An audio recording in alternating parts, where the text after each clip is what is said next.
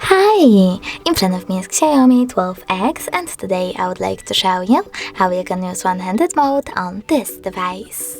First of all, go into settings. Now scroll down and choose additional settings over here. Then tap on one-handed mode and click on the switcher to activate it.